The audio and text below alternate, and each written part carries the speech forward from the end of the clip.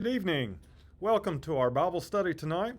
It is a beautiful day outside, and it is just a wonderful time in the life of our church. In the midst of all this craziness, our people have been so faithful, and I am so grateful for each and every one of you. I want to make sure everyone knows to send their love and prayers to Kathy Whaley in the passing of her mother, Bonnie Lax. She had pretty bad dementia, and it was a blessing, but still a tough time for the family. So remember them in your prayers. Tonight we are going to continue in our series of Glad Reunion, meeting ourselves in the lives of men and women in the Bible. And tonight we're doing one of my very favorite persons in the Bible, is the person of Elijah. We have so much to learn from him in his life, his ups and downs, his strengths and weaknesses. And interestingly enough, the title he gives for this chapter is Good News for Our Down Times. And boy, is that not appropriate for us during all of the craziness of this pandemic. So this really is one of the most timely Bible studies I've ever done. I so hope you'll enjoy it as much as I have done.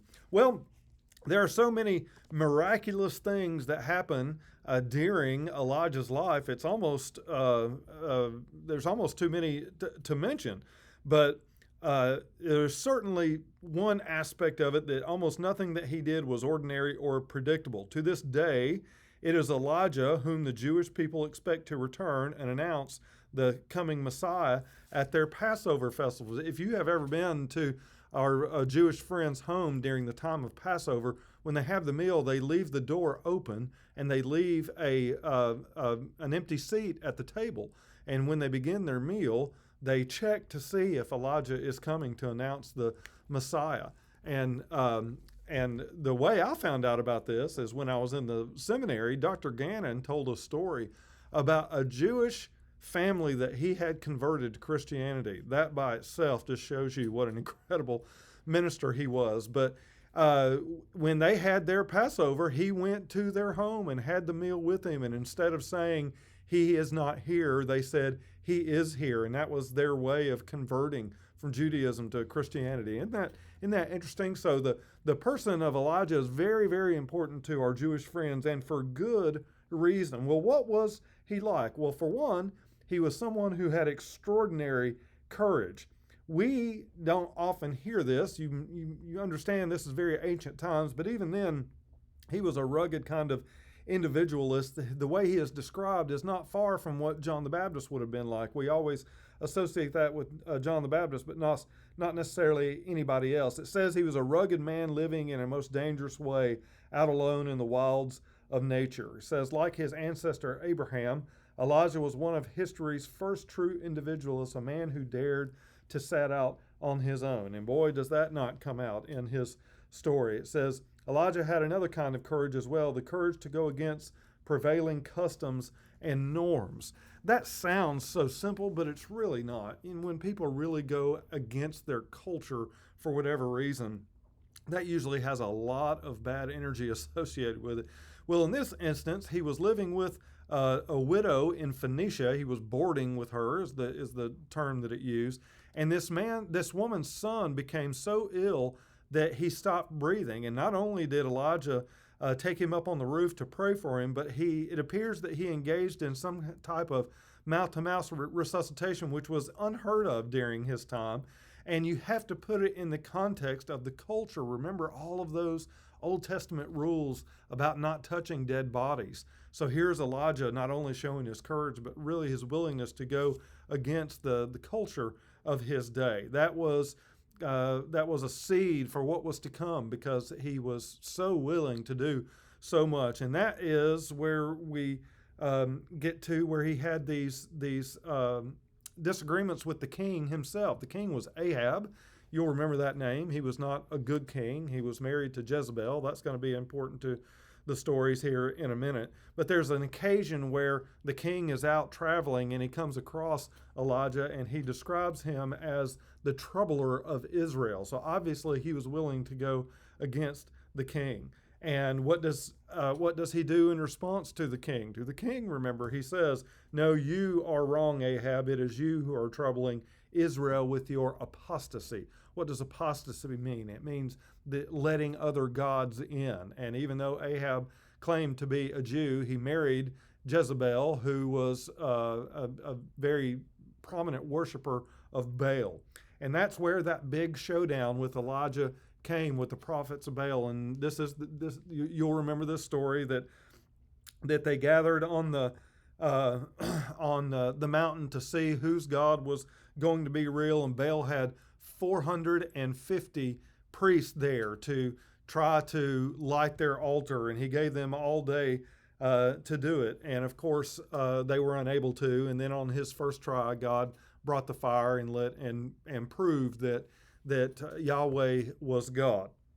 So this was obviously showed a lot of courage. It's also important to our religious history because it helped establish monotheism. What does that mean? One God, monotheism, one God. And that was very much in contrast to all of the other religions of the day. So to say that there's only one true God was really outside of the norm and the custom of the day. But Elijah had a lot of courage. It says courage is the quality that brings every other virtue to its highest expression. And we could certainly learn that from him. But it says, but Elijah was also remarkable because of his profound insight into what was going on around him in history. And here, Dr. Claypool gives the best definition of prophet, because we tend to hear the word prophet and think that someone is simply predicting the future, but it's so much more important than that. He says prophecy is not so much the ability to see into the future as it is the power to see deeply into the present reality. A prophet is the one who discerns most profoundly what is going on now and where all this is going to lead. So he says it's a foresight. This foresight is an outgrowth of insight. In other words, just having some kind of magical power to predict the future. It's more about seeing deeply into what is happening in your present and being willing to profess what the outcome of this is going to be. That's what the prophets did. Well, what was going on during this time is that Ahab was, he was a Jew. He was certainly allowing Judaism, but he was also allowing this religion of Baal to happen because of Jezebel. And I love the way he puts this. He says that Elijah realized that a person can simultaneously embrace two mutually exclusive ideals about as easily as he can ride two horses in opposite directions at once. Isn't that great? And it so is reflective of when Jesus talks about you cannot serve two masters. Well, he says Elijah's challenge is as relevant to us today as it was to those Israelites in the 9th century. He says Baalism was fairly characterized as kind of a primitive religion that was all over the Near East. It's kind of a religion of resignation of the way things are, and it saw life as fundamentally circular in nature. The cycle of the seasons and the stages of life going round and round without really getting anywhere. Therefore, the main goal of such a religion was just security and comfort. I mean, is that not so relevant today? Do we not have so many people who even base their own religion around security and comfort? We certainly have a huge problem with the prosperity gospel in our day and time. Well, over against that, in stark contrast, is the religion of Yahweh. And here's a religion of challenge, of growing, of maturing, and fulfilling. He says both of these religious systems cannot be right by their very nature because they exclude each other. So if we see religion essentially in terms of comfort and security, then we cannot at the same time participate in the kind of experience that points towards climax and fulfillment. By the same token, putting our emphasis on challenge and promise will take its toll in terms of security and comfort. So comfort or challenge, which will it be? Seeking only to make a better place for ourselves in the world as it is, or will we dare to become adults and venture forth to make the world a better place for everybody? I cannot repeat that often enough. Our culture tells us that success is carving out a better place for yourself, having multiple homes and vehicles and you name it. What Christianity teaches us is that is not our definition of success. Our definition of success as Christians is to make the world a better place for everybody, to leave everything better than we found it. And we just can't be reminded of that enough.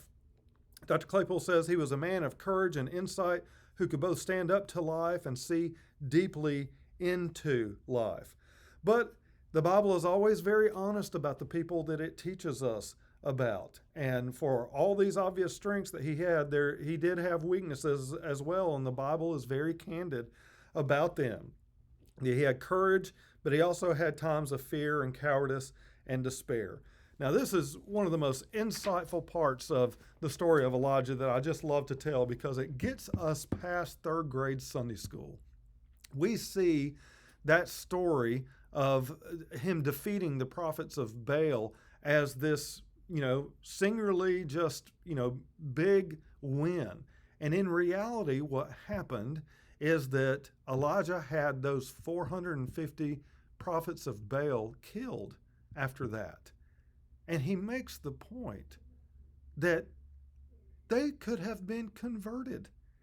And instead of being a part of this wonderful thing of converting all these people to Judaism, he instead has them killed. And then, of course, you remember what happened. Jezebel finds out about it, and she sends word to him that she's going to do the same thing to him. So Elijah runs for his life, and he obviously is in despair and is suffering from really bad depression to the point that he was suicidal. He says Elijah lost all perspective on reality as the cloud of depression closed in on him. And so he then, God helps him get out of this depression. And the way he words this is beautiful. Elijah had to come to terms with the fact that God's way of doing things is a process. No person, not even a hero like Elijah, achieved greatness overnight or grew to wholeness completely. He thought when he defeated the prophets of Baal, thought he had converted the whole world to Judaism over one night. And that is not how God works. But God did not reject him because of his incompleteness. He patiently and mercifully worked with him, and that is good news for all of us. Isn't that just beautifully written? So he says, God then sent him up to Mount Horeb, which is also probably Mount Sinai, the same where Moses got the 10 Commandments. And this is where he has one of my very favorite verses, the experience where he hears the great wind, but God was not in the wind, and he sees a great fire, but God was not in the fire, and there's an earthquake, but God was not in the earthquake, but in a still small voice.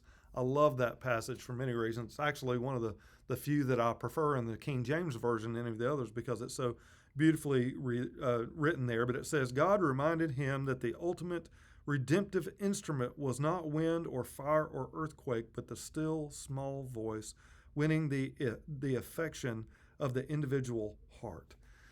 We worship a God of love. God of love. Love by its very nature does not coerce. In other words, God is not going to make us do anything because it cheapens the relationship. God wants to win over our hearts. That is so much more powerful. And a love like that does not come through a power transaction, he says. It is the fruit of one-to-one wooing in which the affection of the heart is won. Isn't that just beautiful? He said God is all about a process of devotion, not domination. Oh man, we are so in need of hearing that in the times in which we find ourselves today. We need to win over people one at a time by their hearts, not instead trying to dominate them for some reason. And so Elijah was re-given the gift of life on the same terms as it had been given to him in the beginning, beyond his deserving and through Yahweh's tender care. In other words, this life that we have, we never deserved it in the beginning. And all of these blessings we get from God, we don't deserve either, but we get them over and over again, even though we blow it. Well, he ends with this, which is just so beautifully written. He says, how I hope every one of us can draw hope from this kinsperson of ours, from who he was and what happened to him. Emotionally speaking, this life of ours is a roller coaster, not an escalator. Like Elijah, we have our times of fullness and strength and faith, but also times of cowardice and fear and depression. But the good news is that God does not expect us to become complete overnight. First the seed, then the blade, then the flower. That was the Lord's way. There's a whole lot of people in our world right now who feel like they are abandoned the way that Elijah did. But he was not abandoned, and neither will we be abandoned. It is God's hold on us, not our hold on him, that is our hope. So let us grow in that hope the same way that Elijah did. We can do the same thing. I so hope this finds you well. I'm so proud of our church family in so many ways, and I'm very much looking forward to the next few weeks of Advent with you. Go in peace.